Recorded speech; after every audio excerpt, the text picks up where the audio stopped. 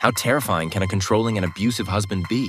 Just because the towels in the bathroom weren't lined up perfectly, he immediately called his wife over and forced her to inspect what was wrong on the spot. Laura's face went pale with tension. Once she realized there was indeed a problem, she quickly rearranged the towels while apologizing profusely to her husband. Mike always kept his tone even and calm on the surface, but Laura didn't dare let her guard down for a second. When it came time to prepare dinner, she was terrified of making another mistake. She opened the cabinets repeatedly, checking to make sure everything was arranged just right and that all the can labels faced outward. She checked over and over again until she was absolutely certain nothing was out of place before she dared continue with her work. When she was taking too long to get dinner ready, Mike simply headed out to the beach to chat with their new neighbors. During their conversation, the neighbor casually mentioned that his wife was beautiful. It was just an offhand compliment, but Mike took it to heart. When he returned home, he walked through the door dripping with sarcasm, turning it around to praise the neighbor for being young and handsome. Laura immediately sensed something was wrong and tried to casually brush past him, but Mike only got nastier, even suggesting that the neighbor must have come over while he was out. Despite Laura's repeated denials and insistence that she didn't even know the man, her husband's rage spiraled out of control, and he lashed out at her physically. After 50 years of marriage, this kind of violence had become routine. Laura had thought about escaping the relationship before, but she simply didn't have the strength to fight back. This life was torture for her. But to keep the marriage intact, Laura had no choice but to endure.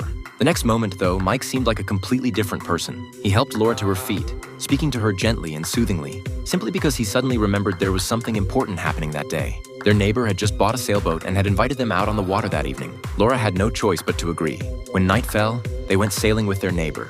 But the weather suddenly took a turn for the worse. A violent storm swept in, snapping the sail ropes. Mike rushed over to help, but was accidentally hit by the boom and fell into the water. The neighbor quickly reached out and grabbed him, and by the time they managed to pull him back onto the boat, Mike realized his wife had vanished. The two men frantically called out her name, but no matter how hard they searched, there was no trace of her. They contacted the Coast Guard and requested a search of the surrounding waters, but all they found was her life jacket. What Mike didn't know was that while he had always believed his wife couldn't swim, at that very moment, she had quietly made her way back home. Laura pulled out a package she'd hidden in the ceiling storage. It contained everything she needed to run away, all carefully prepared in advance. She quickly changed her clothes, cut off her long hair, and put on a wig she'd prepared beforehand. Then she took off her wedding ring and flushed it down the toilet. After carefully cleaning up any traces she'd left behind, she took an overnight bus out of town. Laura arrived in an unfamiliar small town. In the town square, children's laughter filled the air, and for the first time, she felt like she could breathe freedom.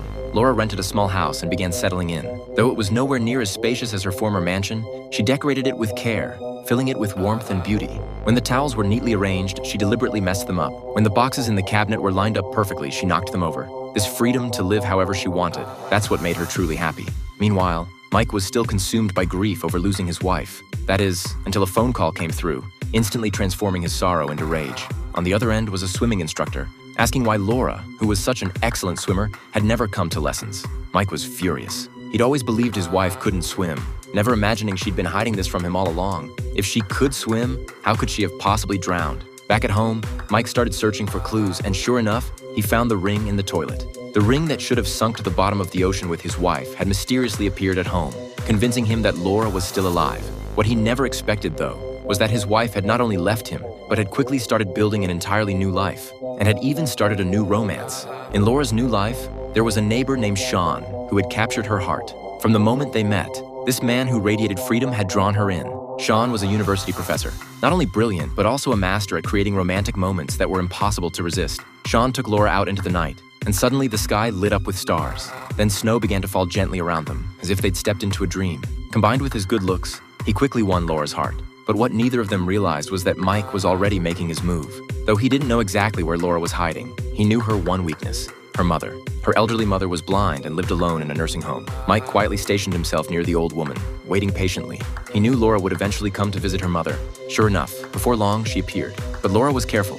She'd disguised herself as a man beforehand. Mike was right there behind her, but didn't notice a thing. As she was leaving, the facility manager mentioned to Mike that someone had come to visit the old woman that day. A young woman. Ah, a young man. But by the time he rushed out, Laura had already driven away. Watching his wife slip through his fingers again, Mike came up with another plan. Posing as a federal agent, he got information about Laura's current boyfriend from the old woman, then followed the lead. Eventually, he spotted Laura and Sean together at an amusement park, their happiness together making his blood boil. Mike followed them back to Laura's new home. He went into the bathroom and arranged the towels neatly. When Laura saw this, memories of those unbearable times came flooding back. She rushed to open the cabinet and found the boxes inside also arranged in perfect order.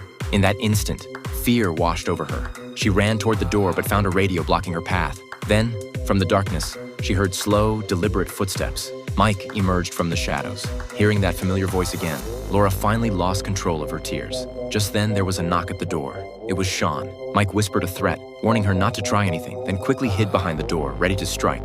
Laura had no choice but to make up an excuse, saying it was late and convincing Sean to leave. Sean could tell something was off and had his doubts, but he agreed to go. He's nothing, Laura. Nothing.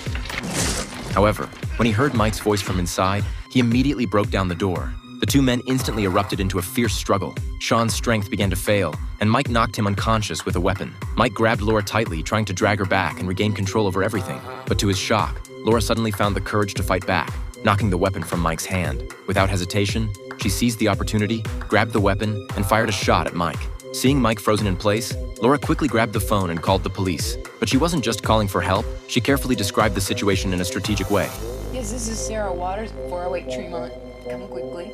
I've just killed an intruder. After hanging up, Laura fired several more shots, finally cutting through the nightmare and terror that had haunted her for so long.